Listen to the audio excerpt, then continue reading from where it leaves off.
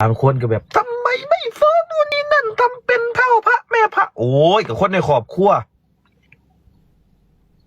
เข้าใจบอเข้าใจบอเข้าใจไหม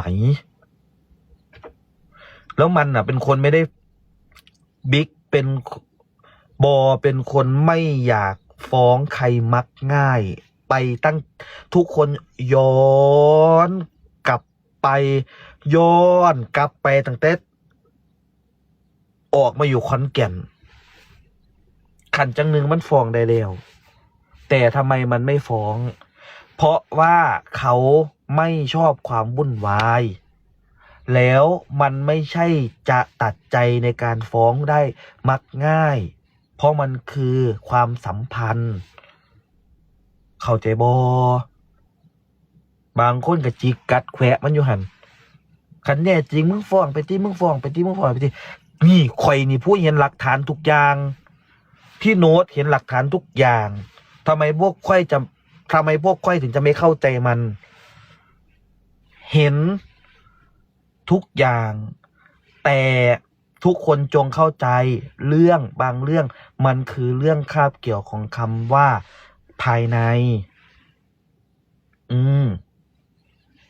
แต่ที่หลังๆมามันเริ่มฟ้องเพราะว่าอะไรเพราะว่ามันพากันเล่นไม่หยุดแค่นั้นเองเข้าใจบอขันฟ้องมันฟ้องแต่โดนแล้ว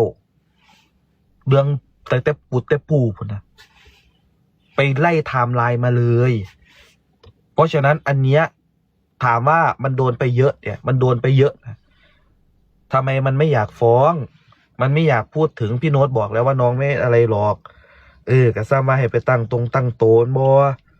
ก็เพราะว่ามันเป็นคนภายในทุกคนเข้าใจบอ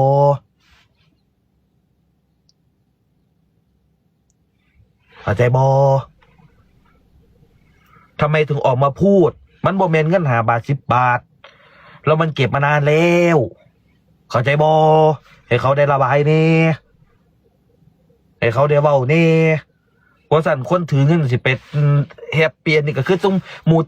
คนมายืมเงินซุ่มหมู่เจ้าแล้วบ่คืนนั่นล่ะโมเมนต์เดียวกันอันซุ่มเจ้าหนี้ทวงเงินนั่นมันโมเมนต์เดียวกันเห็นบ่ซุ่มเจ้าหนี้บอกว่าพวกเจ้าหนี้บอกว่าเจ้าหนี้กินจ้ำน้ำปลากินจ้ำแจ่วกินลูกหนี้ไปใช้ชีวิตหรูไฮโซเจ้าเข้าใจบ่